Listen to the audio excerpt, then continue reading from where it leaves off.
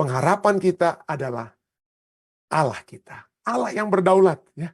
Allah kita, Allah yang berdaulat. Kalau dia berdaulat, dia bisa mengontrol, dia dapat memberikan yang baik maupun yang tidak baik, yang seperti yang walaupun tentunya kita tahu yang tidak baik itu keluar dari siapa, tapi Allah yang mengizinkan dengan kata lain ya. Kalau dia yang mengontrol semuanya, maka dialah yang akan dapat mereverse, membalikkan apa yang dia izinkan. Kenapa? Karena kemahakuasaannya. Itulah sebabnya pemazmur mengajak kita untuk meratap. Tapi ratapan kita itu bukan kita untuk berlari jauh dari dia. Tapi dalam ratapan itulah, seperti para pemazmur yang kita sudah pelajari, justru mereka berbalik kepada Tuhan. Masih kita lihat secara lebih mendetail inti atau pelajaran yang dapat kita peroleh, khususnya nanti di bagian akhir, 2 pelajaran yang dapat kita peroleh dari kitab Mazmur, Fatsalnya yang ke-60 ya. Kita lihat ini ada kekalahan dalam peperangan. Walaupun kita lihat nanti pada akhirnya ada kemenangan, tetapi ini kekalahan. Kekalahan yang dialami oleh Raja Daud pada saat itu ya. Kekalahan yang dialami oleh Raja Daud, mungkin pada saat itu dia baru menjadi raja ya, dan kemudian kekacauan itu telah ditimbulkan mula-mula Raja Saul sudah mulai, tapi kena getahnya lah Daud ini. Dia harus bereskan semuanya. Lalu pada saat itu, dia itu sudah dimulaikan mungkin kekalahan masalah-masalah yang dialami oleh bangsa Israel itu sudah dimulaikan oleh Raja Saul, ya, tapi gantinya Daud melihat itu sebagai satu hal yang dibuat oleh Raja Saul. Apa yang dia katakan dalam ratapannya cukup menarik. Ya, dia katakan pembahasan di sini Mazmur 60 3-5 ini, dia sedang menuduh Allah dengan 7 hal yang Allah buat, dengan 7 kata kerja. Allah yang buat. Kenapa dia tuduh Allah seperti itu? Tidak lain tidak bukan. Karena pandangan orang-orang di zaman Alkitab itu tidak bisa dipisah-pisahkan. Segala sesuatu, kalaupun ini adalah penderitaan yang saya buat sendiri, karena saya berdosa sendiri, tetapi ya, saya apa? Ini kan kok saya yang merokok lalu saya kena, misalnya saya yang merokok lalu saya yang kena kena penyakit paru-paru. Loh, itu kan mestinya saya salahkan diri saya sendiri kan? Tapi tidak dengan orang-orang yang di zaman Alkitab atau zaman yang seharusnya itu yang terjadi. Yang mana mereka melihat segala sesuatu itu dari kacamata apa? Satu kacamata atau satu pandangan hidup, worldview, yang mana segala sesuatu itu berada dalam luang lingkup Allah. Apa artinya? Artinya Allah akan mengizinkan kekalahan. Kita tidak kalah kalau Allah tidak izinkan. Kita kalah karena Allah yang mengizinkan kita dikalahkan oleh musuh-musuh tersebut. Jadi ada 7 tindakan Allah yang membuat Daud berteriak, engkau, ya Allah, engkau telah membuang kami, engkau telah menembus pertahanan kami, engkau telah murka, ya murka, pulihkanlah kami, dikatakan. Lalu berikutnya, engkau telah menggoncangkan bumi, bahkan engkau telah membelahnya, ya engkau telah membelah, engkau membuat umatmu mengalami penderitaan. Dan yang ke-7, engkau telah memberi kami minum anggur yang memusingkan. Segala sesuatu dikatakan, dia balikkan seakan-akan ya.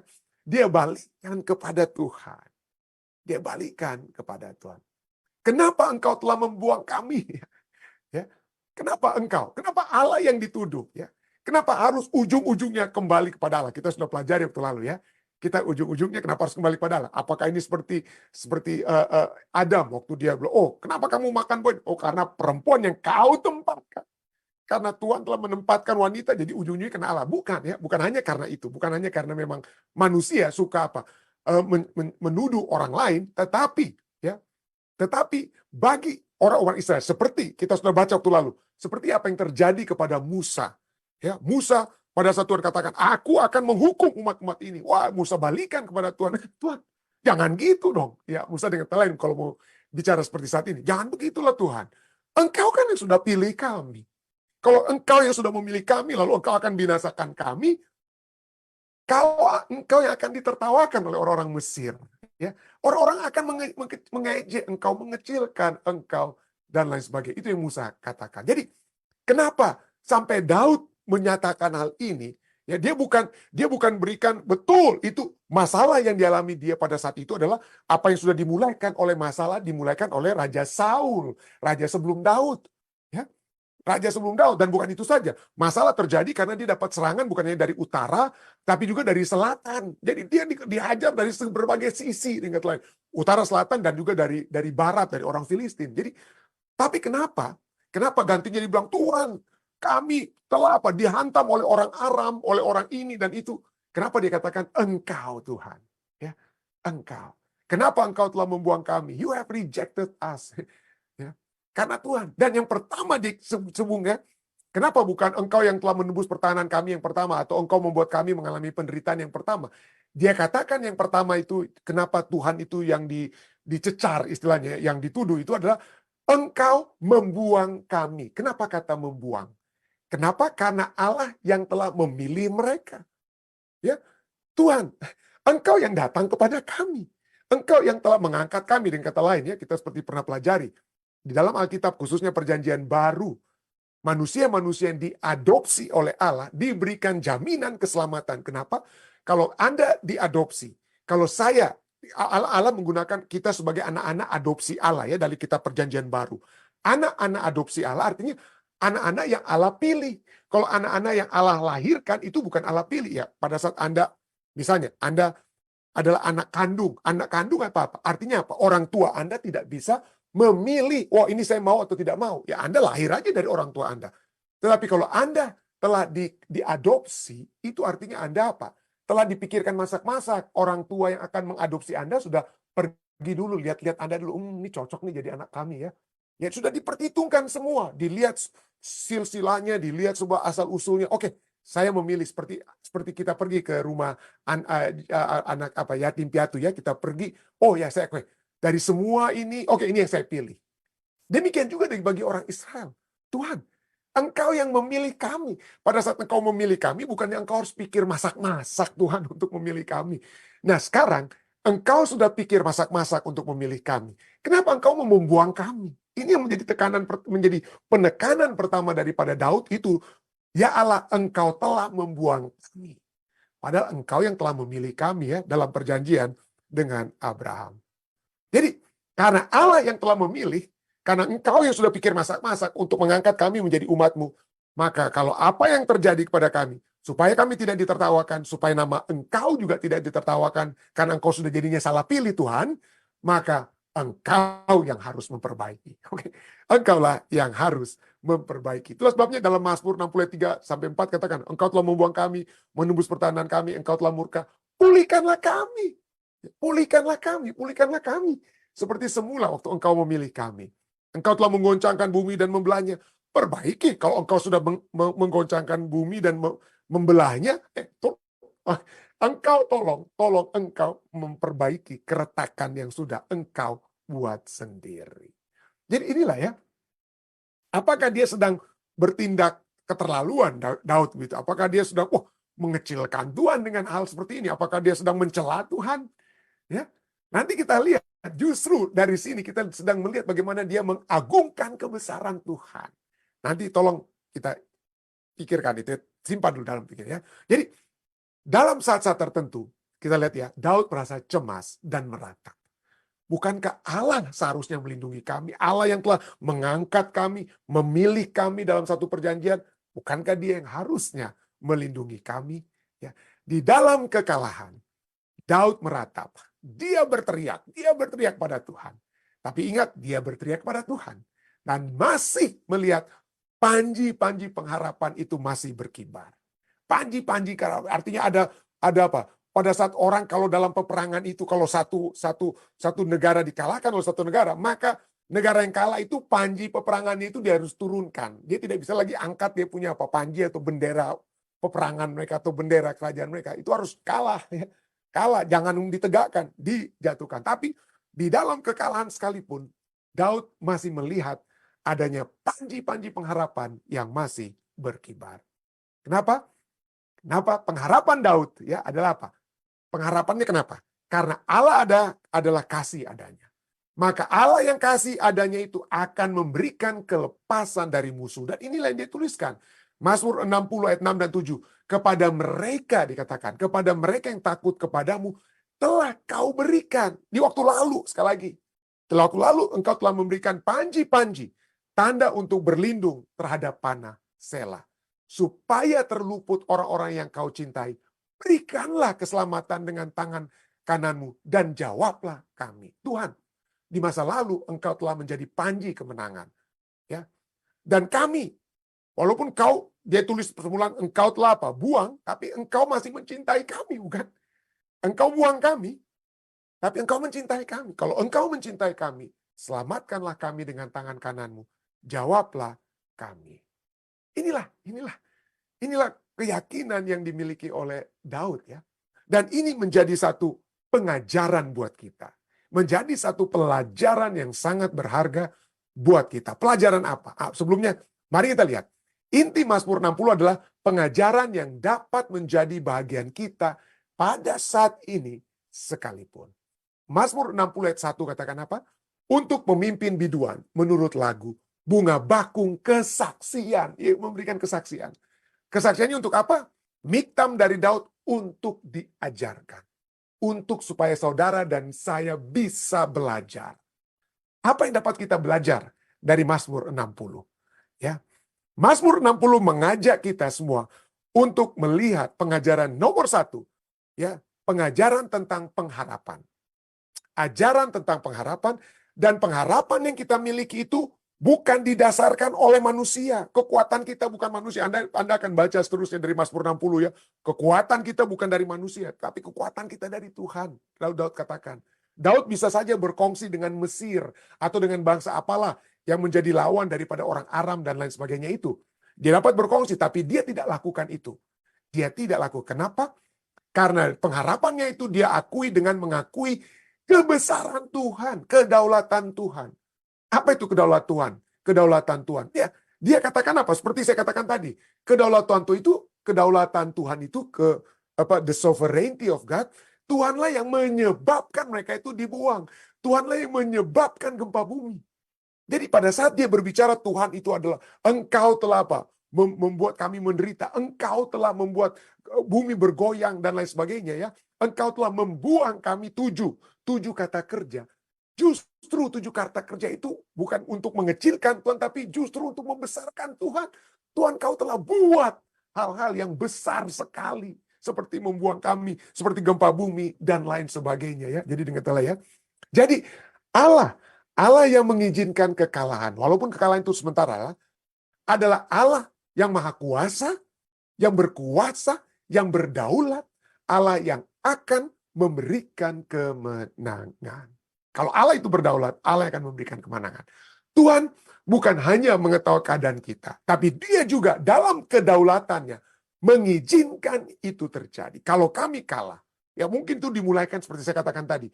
Raja Saul di akhir pemerintahannya membuat kerajaan Israel itu lemah. Sehingga musuh bisa hantam, lebih berkuasa, lebih susun kekuatan militer mereka untuk menghajar. Jadi begitu Raja Daud jadi raja baru, dihajar kiri kanan. Dihajar kiri kanan. Dan Raja Daud bilang ini bukan karena masalahnya Raja Saul. Kenapa? Karena dia tahu. Dia membaca juga mungkin kitab Ayub. Ya, dia baca kitab Ayub bahwa tidak pernah setan yang akan membuat kekacauan ini akan melakukan kekacauan tanpa mendapatkan izin dari Tuhan. Seperti pengalaman dari kitab Ayub. Jadi keadaan kita Tuhan ketahui. Tuhan ketahui dan dia dapat izinkan itu terjadi ya. Tapi perizinan Tuhan ini, perizinan Tuhan bukan berarti Tuhan yang menyebabkan. Ingat Ayub, setan yang buat ya. Bukan berarti Tuhan yang menyebabkan kemalangan-kemalangan kita. Tapi Tuhan yang dalam kedaulatannya mengetahui hal terbaik yang dapat terjadi dari perizinan tersebut.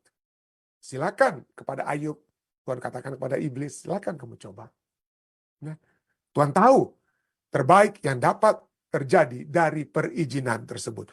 Tuhan yang mengizinkan adalah Tuhan yang mengontrol. Ya. Dia yang mengontrol. Dan Tuhan yang mengontrol adalah Tuhan yang maha kuasa untuk memberikan kemenangan. Kalau dia memberikan izin, yang membuat kita kalah saja itu, yang membuat kita kalah, yang membuat saudara dan saya menderita, yang membuat saudara dan saya mengalami masalah kesehatan itu, misalnya kita kalau tidak masalah kita sendiri ya, kita sudah pernah bahas ini dia ya, tentang pelajaran sahabat cawan anggur murka Allah ya, itu karena kesalahan kita sendiri dapat terjadi. Tapi sekalipun itu Tuhan izinkan. Kalau Tuhan izinkan itu terjadi, berarti Tuhan juga lebih memiliki kuasa untuk membalikkan apa yang terjadi oleh sebab perizinannya. Ya, jadi Tuhan yang Maha Kuasa akan memberikan kemenangan. Dan inilah sebabnya dalam perjanjian baru berbicara tentang pengharapan iman ini, dia katakan dalam Roma, Rasul Paulus katakan dalam Roma 8 ayat 28, kita tahu sekarang. Apa artinya kita tahu sekarang? Ya, kita bukan berharap. Ya. Rasul Paulus katakan kita bukan hanya berharap bahwa Allah turut bekerja, Allah akan melakukan yang terbaik. Bukan. Rasul Paulus katakan, saya tahu, kita sangat yakin. Sangat yakin bahwa apa? Kita sangat yakin bahwa Allah turut bekerja dalam segala sesuatu. Segala sesuatu, all things, artinya everything. Dari kata pan, all, semua, setiap, and each. Jadi dari setiap bagian, setiap detail, dalam segala sesuatu, Allah, kita dapat tahu bahwa Allah turut bekerja. Allah dapat bekerja dalam segala sesuatu untuk mendatangkan apa? Kebaikan, ya. Untuk mendatangkan kebaikan bagi mereka yang mengasihi Dia. Yaitu bagi mereka yang terpanggil sesuai dengan rencana Allah. Jadi segala sesuatunya ini apa? Pada saat Anda mengalami sakit, atau pada saat Anda sehat-sehat. Ya, pada saat Anda tidak punya masalah keuangan, pada saat Anda bercerai, apakah itu kehendak Tuhan? Oh, tentu saja itu bukan kehendak Tuhan. Ya. Tuhan tidak memiliki kehendak yang seperti itu. Kita ingat pada mulanya Tuhan menjadikan segala sesuatu baik, tapi dosa telah masuk. Tapi Tuhan dapat izinkan. Ya. Tuhan dapat izinkan, seperti Tuhan mengizinkan perceraian. Itu dia katakan, karena ketegaran tengkukmu, karena kekerasan hatimu, maka perceraian itu diizinkan oleh Tuhan. Ya. Tapi apakah itu sesuatu hal di mana kebaikan itu dapat terjadi pada saat Tuhan, dalam tanda kutip, izinkan? Ya, firman Tuhan ini dikatakan segala sesuatu. Bukan hanya dari satu kesatuan rumah tangga. Dalam perceraian sekalipun, Tuhan dapat mendatangkan kebaikan. Jadi jangan Anda merasa kecil, aduh kenapa? Kenapa saya harus menderita, pendeta? Kenapa saya harus mengalami penyakit seperti ini? Ya, kenapa saya harus kena kanker? Saya harus kena ini dan itu. Kenapa saya harus bercerai? Kenapa harus ada terjadi perceraian? Ya. Apakah Tuhan sudah jauh dari saya? Apakah Tuhan sudah melupakan saya? Sudah membuang saya? Firman Tuhan katakan Allah turut bekerja dalam segala sesuatu. Dalam perceraian Anda, dalam penyakit-penyakit Anda. Untuk dapat mendatangkan apa? Kebaikan. Satu ayat ya, dua ayat mungkin dari kitab Ratapan yang sering kali kita pikir, waduh kok Allah ini kok tega gitu ya. Ratapan 3 ayat 37 sampai 38. Ratapan 3. Kalau kita hanya baca ayat ini, dua ayat ini, maka Anda bisa menuduh Allah ini, waduh, nggak ada yang baiknya dari Allah. Kenapa dia bikin seperti ini? Kita tidak melihat apa dasar pemikiran dari ratapan ini. Ratapan 3, 37, 38 katakan, siapa berfirman? Siapa yang berfirman? Maka semuanya itu jadi. Bukankah Tuhan yang memerintahkannya? Tuhan yang memerintahkan segala sesuatu untuk apa? Terjadi. Ayat 38, inilah worldview yang teosentrik. Segala sesuatunya itu apa? Berdasarkan Tuhan. Ayat 38, bukankah dari mulut Tuhan, dari mulut yang Maha Tinggi, keluar apa yang buruk dan apa yang baik? Kok Tuhan mengeluarkan kata-kata yang buruk? Mungkin Anda pikir begitu ya. Kok Tuhan menyebabkan perceraian, menyebabkan penyakit kanker? Mungkin Anda bisa berkata seperti itu. Tapi kita kembali harus melihat bahwa sekali lagi Tuhan yang mengizinkan, bukan berarti Tuhan yang menjadikan. Tuhan tidak menjadikan kejahatan, Tuhan tidak menjadikan masalah-masalah yang kita alami, yang Tuhan jadikan semuanya baik. Kita sudah membaca dari kitab Kejadian 1 dan 2, segala sesuatu yang Tuhan jadikan baik. Tapi dosa yang menyebabkan ada perceraian, dosa yang menyebabkan ada penyakit dan lain sebagainya. Dosa yang menyebabkan adanya kematian. Tapi yang dapat Tuhan lakukan bukan untuk membuat kejahatan, tapi solusi daripada kejahatan. Itulah sebabnya Yesus datang, supaya barang siapa yang seharusnya binasa ya, akan memperoleh kehidupan yang apa? Kekal. Ya. Jadi kalau demikian, kenapa? Apa artinya ini? Bukankah dari mulut yang keluar tinggi keluar apa yang buruk dan apa yang baik? Sekali lagi, ini adalah pandangan teosentris. Segala sesuatu itu berpusat kepada Tuhan, kedaulatan Tuhan. Tuhan dapat mengizinkan. Tidak ada pilihan lain. Selain Tuhan apa? Dapat mengizinkan setan yang dapat membuat masalah seperti kepada Ayub. Tapi selain hal tersebut, selain penjelasan yang saya baru katakan ini, jangan hanya berhenti di ayat 38. Jangan berhenti di ayat 38. Ratapan 3, ayat 37 dan 38 tidak berhenti di ayat ini. Mari kita terus baca Ratapan 3 ayat 39 sampai 40. Apa yang dikatakan di sana?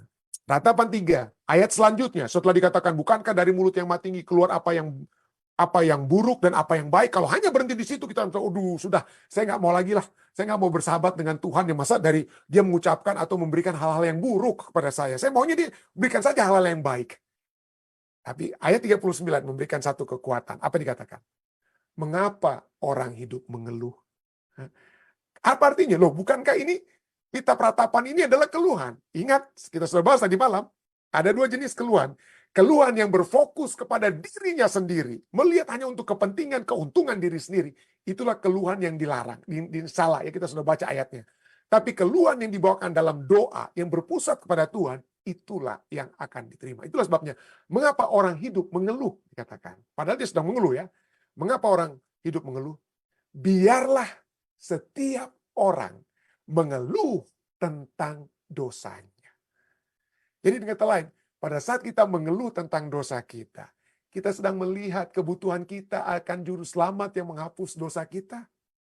Pada saat kita mengeluh tentang dosa kita melihat kekurangan kita dan melihat Allah yang akan memberikan kepenuhan dari segala sesuatu yang kurang dari kita. Itulah sebabnya biarlah setiap orang mengeluh tentang dosanya, tentang kekurangannya. Jangan hanya pikirkan tentang kekurangan orang lain. Gampang kita lihat, gampang kita ingat. Bagaimana dengan dosa saya? Bagaimana dengan kesalahan saya? Ya. Kemudian ayat 40. Marilah kita menyelidiki dan memeriksa hidup kita dan berpaling kepada Tuhan. Bayangkan, dia katakan dari mulut yang maha tinggi, keluar apa yang baik dan yang buruk, tetapi dalam ratapannya, Yeremia, penulis kitab ratapan, dia tetap apa? Berpaling kepada Tuhan. Kenapa? Karena dia melihat kedaulatan Tuhan. Betul, Allah adalah Allah yang membuang, Allah yang membuat gempa bumi dan lain sebagainya. Tetapi justru Allah yang mengontrol semua ini. Justru kepada dia kita harus berpaling. Karena kalau dia bisa membuat itu, maka dia bisa membalikkan apa yang dia buat. Dan itulah yang Tuhan Allah kita buat. Dalam Taman Eden, dia sudah menjadikan sesuatu. Manusia merusak apa yang dia buat. Tetapi di dalam kitab Wahyu, kita lihat bagaimana Allah membalikkan kembali apa yang sudah dirusakkan oleh setan. Apa yang sudah dirusakkan oleh dosa. Allah balikkan kembali. Oleh sebab itulah, kepada Allah yang berdaulat inilah kita harus berpaling kepada Dia. Kita harus berpaling kepada Dia. Itulah sebabnya, saudara ya. Itulah sebabnya pada saat ini kita mempelajari ya, kita mempelajari tentang 2 poin yang penting ya. 2 hal yang sangat penting ya. Bahwa pengharapan kita adalah Allah kita. Allah yang berdaulat ya.